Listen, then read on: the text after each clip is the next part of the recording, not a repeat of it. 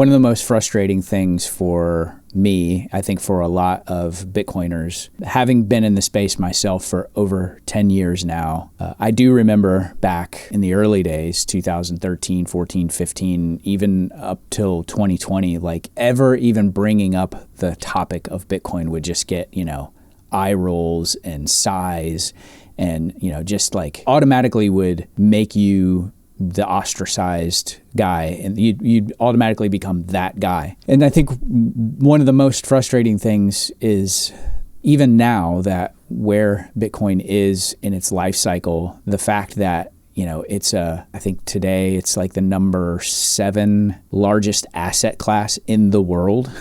And, you have BlackRock and Fidelity and MicroStrategy and these sovereign nations and all of these, and many of these financial institutions that have talked trash about it for the past, since its inception, which has, I believe, has really set the tone in the public domain for, Bitcoin is rat poison square. I think Charlie Munger said that. Jamie Dimon talked about it, as a tool for criminals and drug dealers. And, that narrative has been so ingrained in the public discourse on a mass media scale for so long that, it's understandable why most people still don't. But it is, I think that's been one of my biggest disappointments and my biggest frustrations, having been in Bitcoin for so long, is that the message or the reality of what it is, the fact that it's the scarcest asset on the planet, which even just kind of wrapping your mind around that concept in and of itself is really difficult, because you have to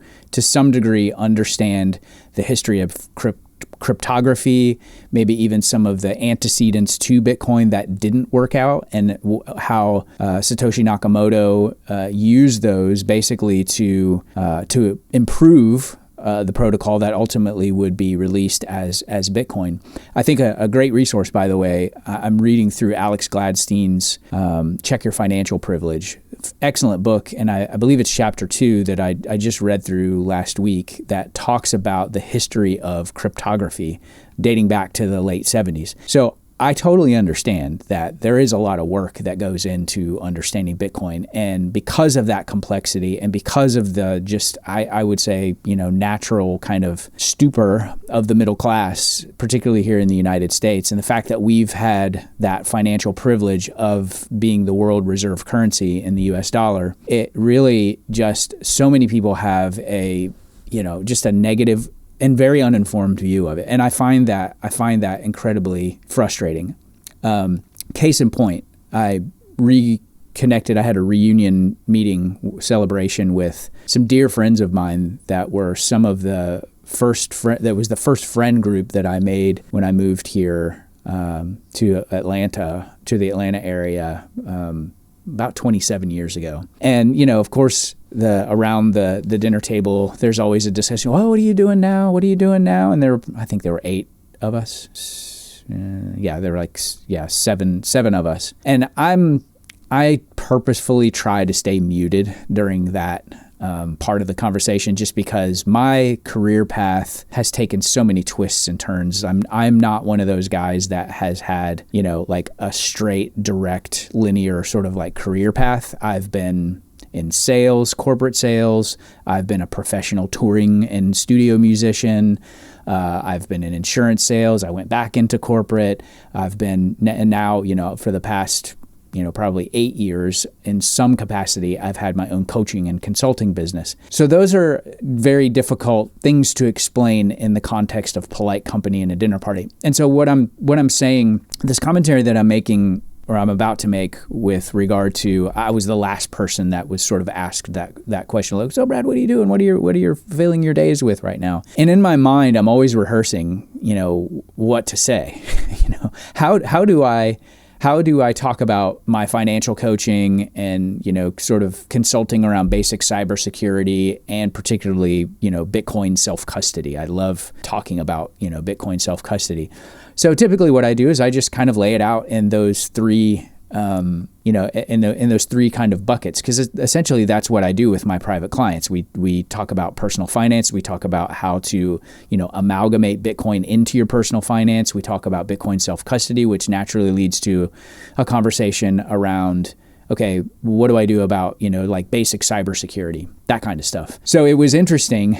It's an interesting case in point, because when I laid that out, unlike everybody else that laid out, what they were doing in their careers, and most of them are probably toward the end, toward retirement. I think everybody in the group is, either in their, mid to late 50s or, mid 60s or whatever. There are always follow-up questions, oh yeah, well, tell me more about that, or, oh, that's really interesting, and how are you finding that? When I laid out my financial coaching, cybersecurity, and Bitcoin self-custody sort of consulting business, it just went silent. It just went quiet. And it was just another indication of how, early we are in the adoption cycle of Bitcoin. Like, there are so many people that, and nobody said anything. Nobody said anything negative. Nobody said anything. But no one asked any follow-up questions about that either. And so I walk away from that, conversation. First of all, it was amazing. And again, I'm not saying anything negative about any of my friends. I think that it's just a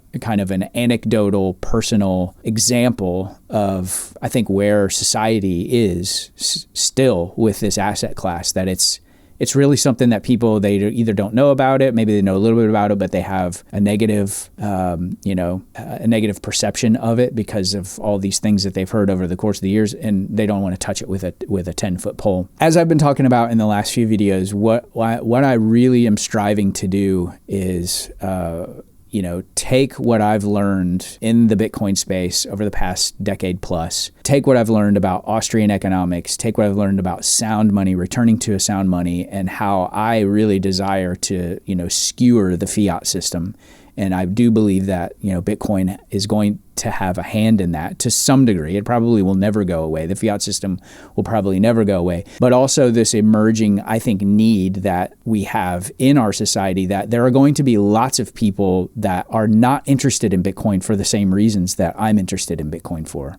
So what we need to do as a personal finance Bitcoin community is really work on amalgamating those two subjects. And so making personal finance automatically include how to work Bitcoin into your daily, weekly, monthly, yearly personal finances. And two of the ways that I'm going to talk about all the time, we're using the Fold card as well as the Gemini card to sort of double stack free sats. And I have links in the description below to check those cards out. That really does help my educational commitment, my educational mission on this channel. I have some other ways that you can support as well. If you do want to book a call with me, I offer 30-minute calls. Link is in the description below for that as well. So I'm interested, for those of you guys that are, just kind of following me for general personalized, general personal finance content, and you're curious about this Bitcoin thing and how that can,